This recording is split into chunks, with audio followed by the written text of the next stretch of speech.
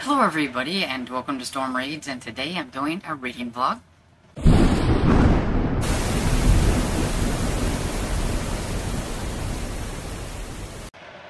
So I'm getting this started a little late because it's about 3 o'clock in the afternoon, but it's the 1st of October and I thought, I should probably just do reading vlogs for Halloween, trying to get a little bit more proactive with Halloween.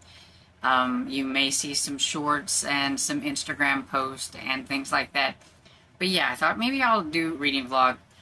They won't be like super great reading vlogs because it was probably going to be mostly just me coming on here and telling you about the books that I'm reading and everything. But maybe I can get some outdoors content or something like that. But yeah, for the most part, it's just going to be me rambling about my books and everything. So thing is, I've already read 2 books. That's why I'm like, I should have done this earlier, but yeah, I've already read 2 books.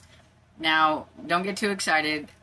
I got woken up like 2 o'clock this morning because of Rascal. He was throwing a fit, kind of wanted to be outside and everything. Woke me up and I couldn't go back to sleep for a while, so I thought, why not go ahead and start one of my books. I listened to both of these on audio. Both of them were fairly short. The first one that I'm going to talk about is The Terror in Jenny's Armpit by Patrick Harmon. And this is the first book in the Bonker series, and it came out earlier this year. And it had been on my radar as one to check out, so I decided to do that for a treat. Because it is trick or treat, and so you can read spooky or non-spooky. And so this is one of my non-spooky ones. And this one was a lot of fun. You might have already seen the short on it that I did, but basically one day Jenny wakes up and she has like this splotch under her arm, and what's really bad about it is that it starts to make noises, and as it progresses through the book it grows bigger and bigger and bigger, and it's really getting out of control. And if I remember right, it is called a snurb, and this is what happens when you break into places that you shouldn't be breaking into, because her and her friends break into a abandoned chemical lab where Jenny finds this like little furry thing, and what does she do? She picks it up. And when it burns her hand, she drops it, and then she puts her hand in her armpit, and so therefore we have this thing growing out of her armpit, and they have to figure out how to get rid of it and what to do about it while it's growing bigger and bigger, and it's just a lot of fun and everything. But I think the moral to this story is don't break into places that you shouldn't be breaking into, and don't pick up things in a chemical lab. But yeah, it was fun. I'm gonna give it 4 stars because it was a lot of fun, and I think that middle graders would have a blast with it. I also think that adults that are young at heart like me can have fun with it too. It was silly and stuff, but it was still fun. I'm ready for the second one, which is Attack of the 40-Foot Chicken. And this is gonna be all in this town where Jenny's she wasn't supposed to talk about the town, so they called the town Nevermind and everything. And so strange things happen in this town, so I'm really curious to see what other strange things are going to happen. I mean, a 40-foot chicken sounds like it's going to be a hoot. And so that one is already out, and I have it on my Libby in ebook form because the audiobook wasn't on Libby and everything. So I may eyeball read that one. They're really short. Like this first one is, let's see, it's 117 pages. So I'm kind of curious though about the chicken, so I may have to put that one in, even though it's not actually on my TBR, like this next book. So I've told you before, like, if a book comes on Libby and I want to read it, I'm going to go ahead and read it. And so I've already gone off the TBR. And so this one is, it's The School for Wicked Witches by Will Taylor, and which is the first book of the Schools for Wicked Witches. And this one is about Ava, and they live in the land of Oz, and you have your northern sector, your south sector, your east and your west, and all that. You have different ones. And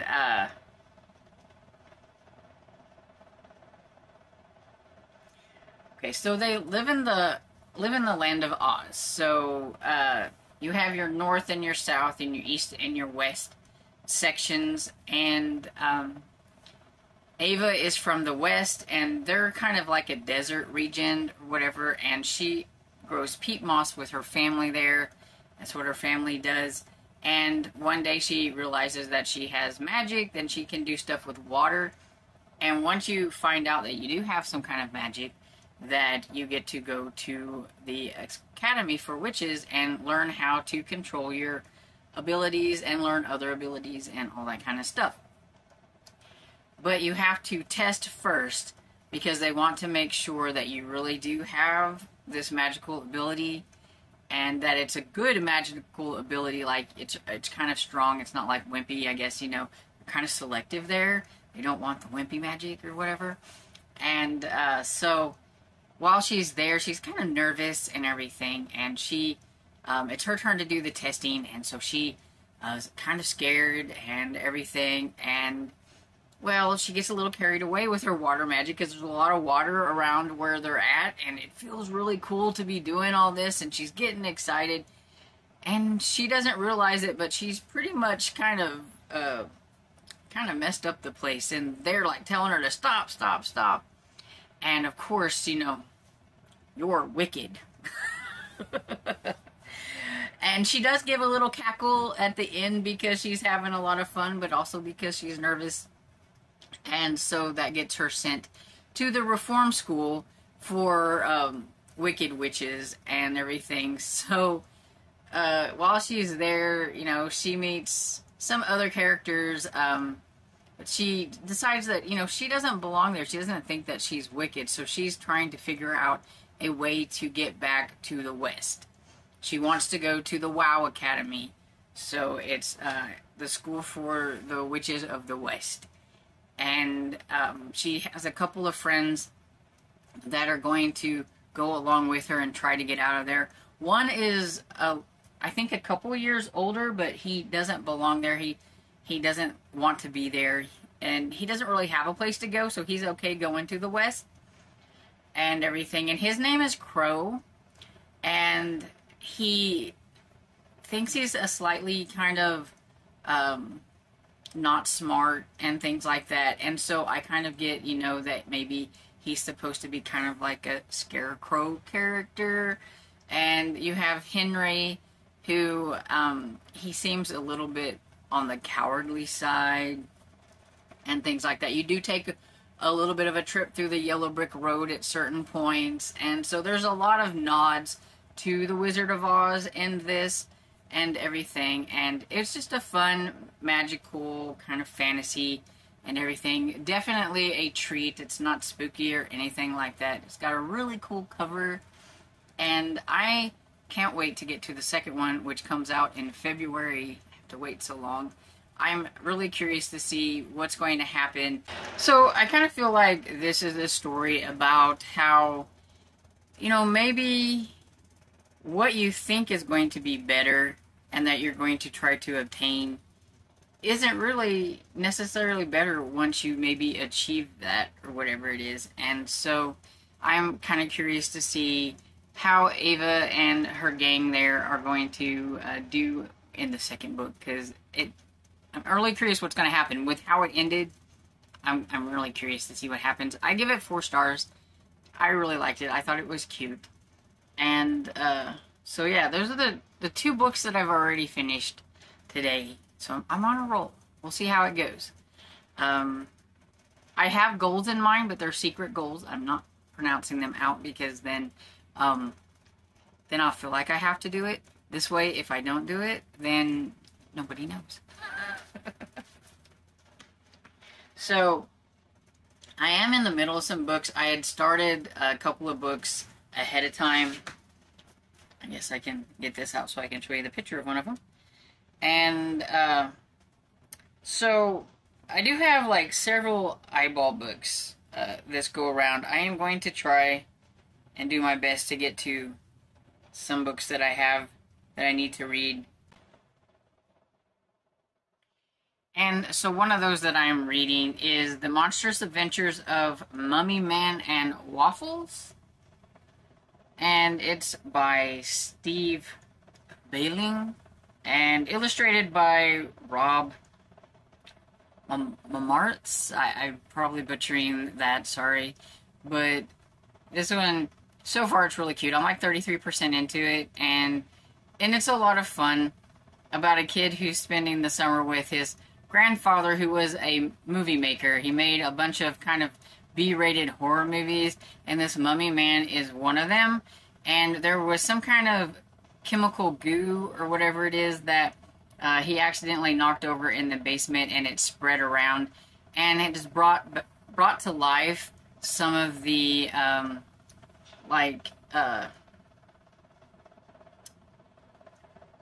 movie props. That's it, like movie props that he had down there and everything. And Mummy Man is one of them.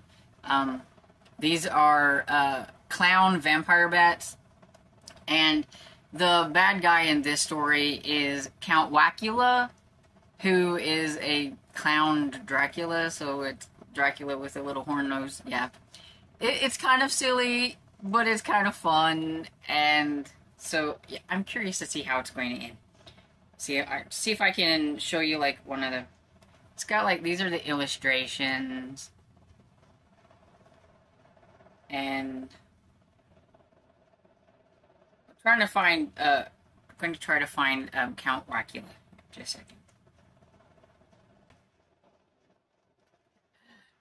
Okay, there's Count Wacula. And so yeah, so far it's cute. And then I am also reading on Caught Dead by S.J. Wills, which is the second book in the Bite Risk series. And so I am about, I don't know, 10% into that one. Maybe more, I don't know. I didn't look the last time that I was into it. But it is a book that I have on my e-reader. And so far, it's not been bad. I was kind of curious to see how things were going to go from what happened in the first book. It's about a town in the first book. They have, like, the adults and stuff change into werewolves, and the teenagers and the kids have to make sure that they're chained up so that they don't hurt anybody. But then some things happening, and then you have some of the kids, the teenagers and things there, are figuring some things out about the town, and they call their werewolves rippers. And so it's kind of like the aftermath of what happened in that one, and everything. You've got some people who like the werewolf stuff, and then some people who don't, and I'm kind of curious to see how that's going to play out. I'm also reading Stein Tinglers by R.L. Stein. This is short stories and everything, and I always say I'm not like a huge short story person, but I do try them, and when they are from like authors and things like that that I enjoy, I do try to read them. And middle grade I do a little bit better with.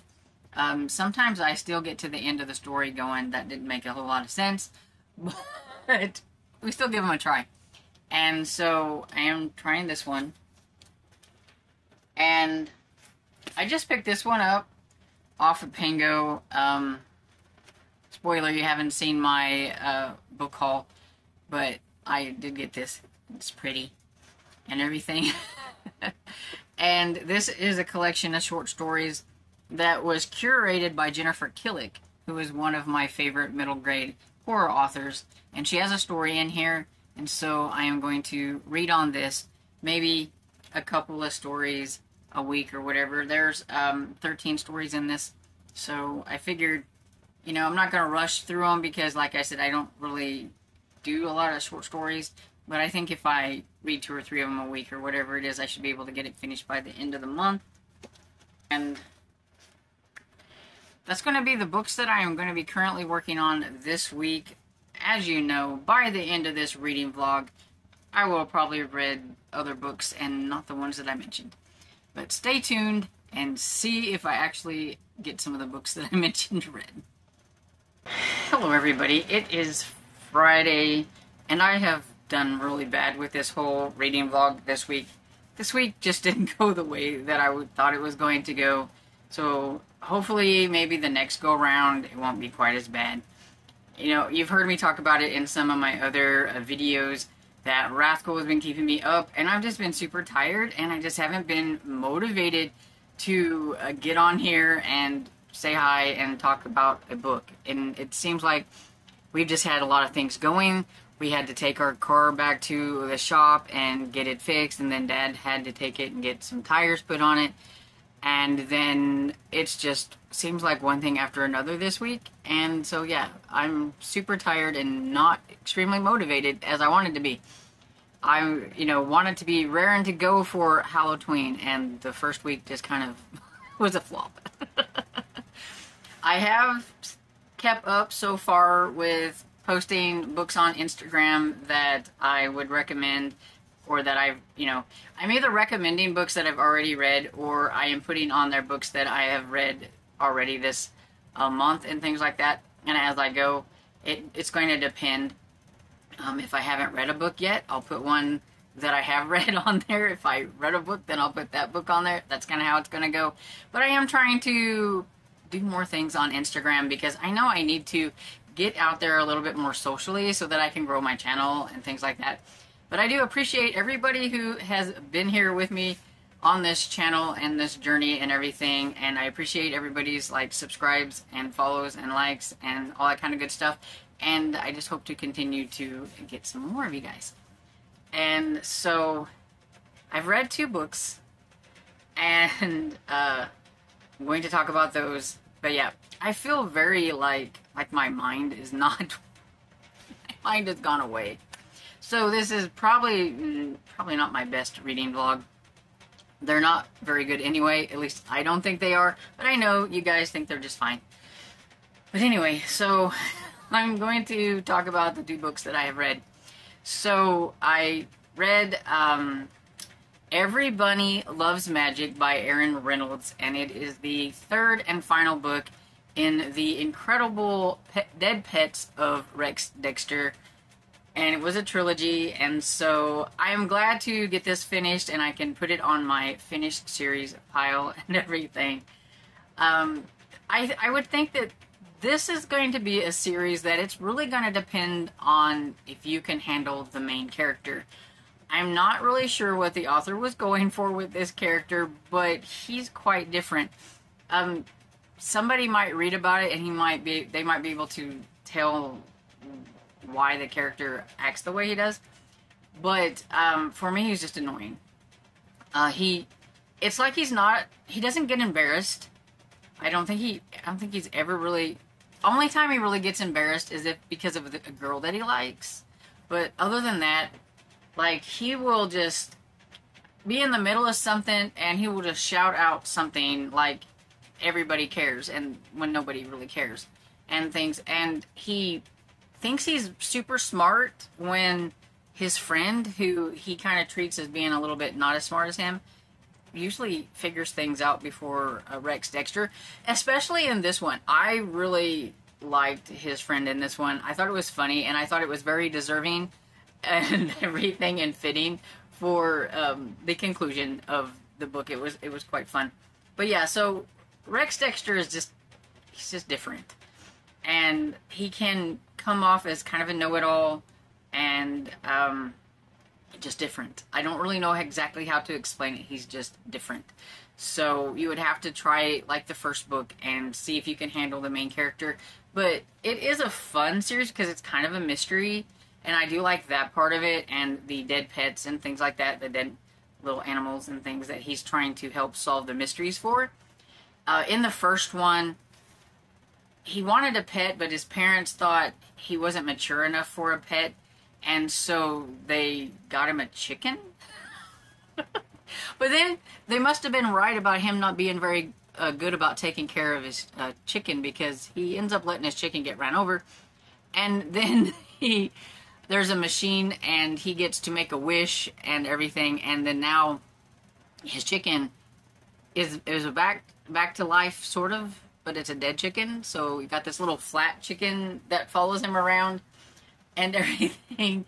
And not only that, but for some reason, when an animal nearby dies and their demise is not, you know, an accident, that something nefarious happens, they come to him wanting help. And so in this one, we have a bunch of bunnies because there's a magician, and it seems like that when they pull the bunny out of the hat, that the bunny's dead instead. So there's something going on with the hat and the bunnies. But now he's got like a whole bunch of bunnies running around. And so he's trying to figure out what in the world's going on with the bunnies and the magician, and who's trying to sabotage the magician, because it's about to ruin this lady's job, because she, you know, being the magician, because it's not very fun if you're having a party and you pull out a dead bunny. So that's what it's pretty much about. But there's also the teacher has them doing kind of a Sherlock Holmes type thing, and so everybody in the class has a paper that has that they are either they're the bad guy or they're not the bad guy. And so like there's one person, and it's going to be like the process of elimination and everything. And so of course Rex thinks he's got this in bag. He knows exactly what's going on, and that's why I thought the conclusion was quite funny and everything. But yeah, I give it 3 stars. I think this series is a solid 3 stars. I enjoyed it enough to continue on, but like, if the main character wouldn't have been so annoying, probably would have got a better score. But yeah, he just really annoyed me. The next book I have is The Ghost of Nameless Island by Carly and West. And this is the first book in a series. And I really get tired of them not letting me know that it's going to be the first book in a series. Because I think, oh, I'll read this, it's probably going to be a standalone, and then it ends up being a series. And now you know how I end up with so many series that I'm working on. Because it happened to me last month with another middle grade that I thought was going to be a standalone, because it doesn't say that it's a series, and then it ends up dropping off at the end like it's going to be part of a series. So just be warned that this is going to be part of a series, and I thought the ending was quite abrupt with how it ended and being part of a series. So I wasn't expecting that. It was just very abrupt, I thought. But anyway, this is about Gus, who can see ghosts. And his mother doesn't believe him, thinks that, you know, he's just having some kind of problems. It's all like in his head. And his father was always pretty decent about things and would give him like little medallions to help him be not so scared of the ghost and things like that. Whether he believed him or was just placating him, at least he tried a little bit more than the mother. And well, something happened to his father. Like, he just disappeared. Like, one day he was there, and then next day he leaves and he doesn't come back. They don't know exactly what happened, if he just took off or if something, you know, bad happened. And so the mothers decided to put him in a different place. So there is she's kind of like a renovator, restorator, and things like that. And she used to do that with her husband, and now she's trying to do it on her own. And she may have got herself a little bit in over her head, but they go to this kind of mysterious, like, island. It's the Nameless Island. And they're going to be staying in this house, and it's a really kind of run-down looking house, but people are wanting it restored and everything. And when she first checked it out, it didn't look as bad as whenever they got there. So it seems like somebody on the island there doesn't want them to restore it, and maybe put a bunch of junk in there, so it's going to take her longer to restore it than what she said. And she's already kind of a little on thin ice anyway, because she may have fibbed a little bit about how good she was at restoring things. And to have this extra problem, it's really getting to her. So she's got like this stress level of that. But then you've got poor little Gus, who can see ghosts, and there is a ghost in this house that's not very nice. Normally the ghosts are pretty decent, and they just want help moving on, and Gus does that. But when he gets to this one seems to want to hurt him more than have him help him. So he's got to try to figure out what's going on with that. He meets a couple of islanders there. I cannot remember their names. Miles and For some reason I want to say Tabitha, but I'm not sure if that's right. But anyway, he gets 2 new friends, and they are all curious about the house. They're wanting to get in it. They're wanting to check it out, you know, and stuff. So that's how they end up, you know, kind of being chummy with him at the beginning. And then they become friends, and they're going to try to help him figure out what's going on. And there's a whole story, because they don't know who the boy is. They have to try to figure out who the boy is so that they can try to figure out why he is so mean as a ghost and all that kind of good stuff. Meanwhile, his mother does not believe anything that's happening to him, because she does not believe that they're a ghost, and thinks that he is just kind of causing troubles or having, you know, seeing things or whatever. And so she's just not very helpful at everything. But I mean, she's got her, like, her own stresses and things like that. But overall, I thought it was a pretty enjoyable book, except for the fact that it dropped off there at the end, and all of a sudden it became a series when I didn't know it was going to be a series. And so, I don't know, because I was listening to it, and so you're, like, listening, and then all of a sudden it goes, into book 1. And I was like, wait a second. What do you mean into book 1? I didn't know this was a series. And so, yeah. I give it 3.5 stars, but I'll probably give it 4 stars on Goodreads. But, yeah, it was a decent little ghost story, and it does have some spooky moments, so it's not going to be for those who are on the treat side of Halloween. But if you are on the trick side, you would probably like to give it a try. There's a few spooky moments and things that happens that I know some of my followers here will not like. So just be aware of that. I didn't think it was scary, but you know, that's me. But it was just a little bit spooky. So that's it. That's all the books that I've read so far. I'm going to see if I can finish get the book Spine Tinglers by R.L. Stine. I have some eyeball reading books that I'm working on, but my eyes are so tired that it's been pretty much just audiobooks this week. I rarely cracked open the ebooks at all.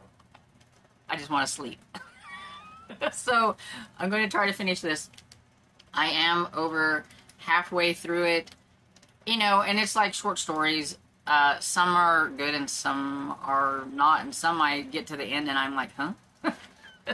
So it's basically how short stories go for me. But yeah, so I do want to try to finish this one. And if I do finish that one, I will be back on here to let you know what I thought about the whole book.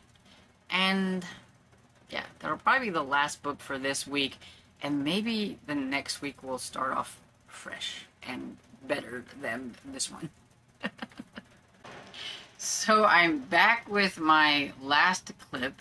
And to wrap everything up for this first reading vlog, or basically me just telling you what I read and everything. But I did read a couple of more books. So I have Spine Tingler by R.L. Stine. And this is a selection of short stories that were written by R.L. Stine, and just like with any short story collection, there's going to be some hits and misses. I'm not a huge fan of short stories, but when it comes to middle grade, I think they're a little bit more entertaining. But even with that, there were some of them that whenever they ended, I just was kind of left scratching my head like, what? I didn't get it. But there were a couple that I did kind of enjoy in here, and I would give this probably a good solid 3. It was an okay series. I think there's 2 more in the series of Spine Tinglers that has short stories. So if this is something that you like, you might want to try this. If you like Goosebumps, you're going to like this. Let's see. The 2 stories that I kind of enjoyed was The Ghost in the Car. And that one, it really had an ending that kind of left me wondering exactly if I knew exactly where that story was going at the end, because I was a little bit, but I kind of liked it at the same time. And then The Boy Who Heard Screams, to me, kind of was a little bit of a play off of The Boy Who Cried Wolf, and it had some kind of bad consequences at the end and everything. So I thought that one was pretty fun. But yeah, overall, I think it was a pretty decent and okay group of short stories. And so the last book that I read for the week was Cursed Cruise by Victoria Fulton and Faith Clarence, I think, is the name of the other person. I'm not quite sure.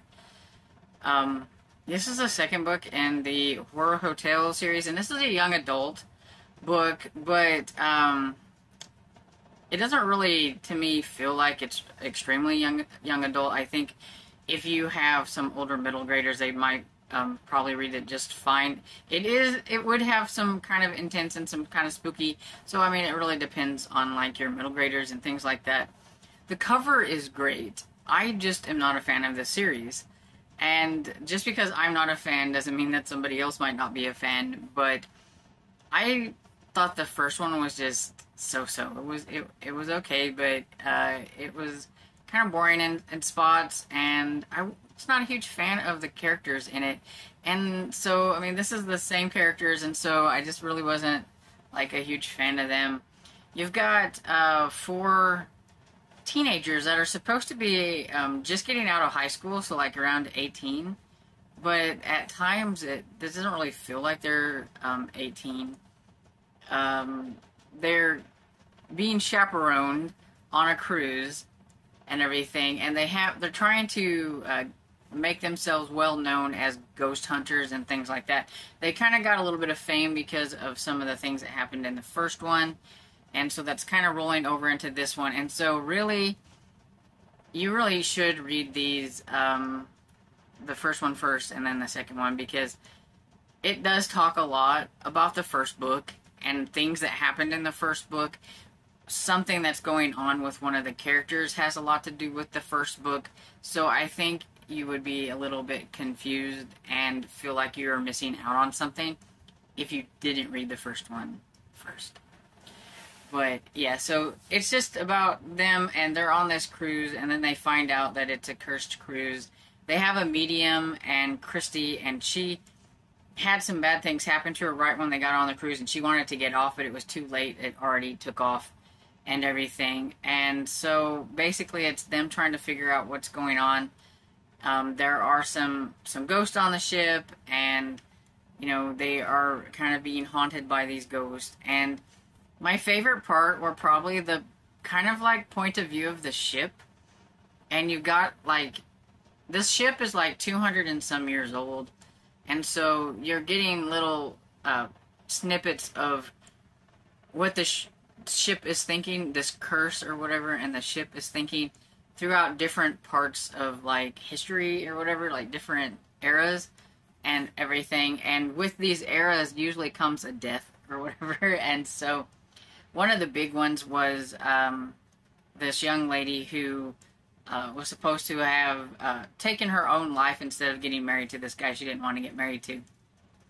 So they're trying to figure out what's going on with that and everything. And then at the end, it comes up with like this, we find out the reason why the ship is cursed, and I thought it was a little bit strange that all this time nobody knew about this certain thing that has been in the ship.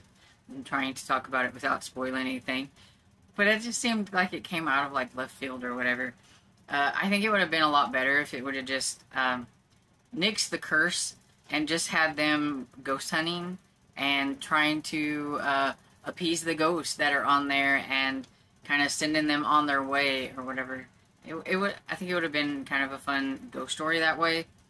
I don't think it needed this other thing that, you know, I mean, it came right at the end. It's like, oh, this is it, okay, and everything. So it was just give like 2.5 stars. I think I gave the first one 3 stars and this one 2.5 stars. If there's another one that comes out, I won't be reading it. This one had some things that I'm just not kosher with, like I don't like reading about and everything, and it had a lot of it in this, and so I probably won't continue because that will continue on. But that's just me and not somebody else, and so I know there's some people that enjoy these and some they've kind of got around a 3.5 rating on here, so they're a little split down the middle, it seems like, both of them and everything. So I'd say if it sounds interesting, give it a try, but it's not really something that I'm going to like go out of my way to recommend, I guess. And so this should end the first week of October.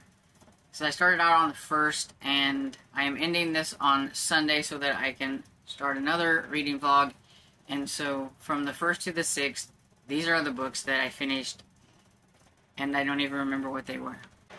So I finished The Terror in Jenny's Armpit by, that cracks me up, by Patrick Harmon. The School for Wicked Witches by Will Taylor. Every Bunny Loves Magic by Aaron Reynolds, which is concluding a trilogy, so I'm glad about that. And then The Ghost of Nameless Island by Carly Ann West, I believe. And then Stein Tinglers by R.L. Stein. And then The Cursed Cruise by Victoria Fulton and Faith McLaren. So, I think I did pretty good. I'm off to a good start for October.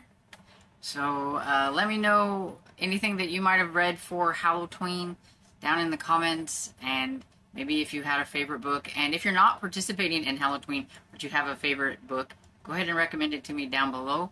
And I hope you enjoyed this video, and if you did, please give it a thumbs up and subscribe. And I'll see you all in the next video. Bye!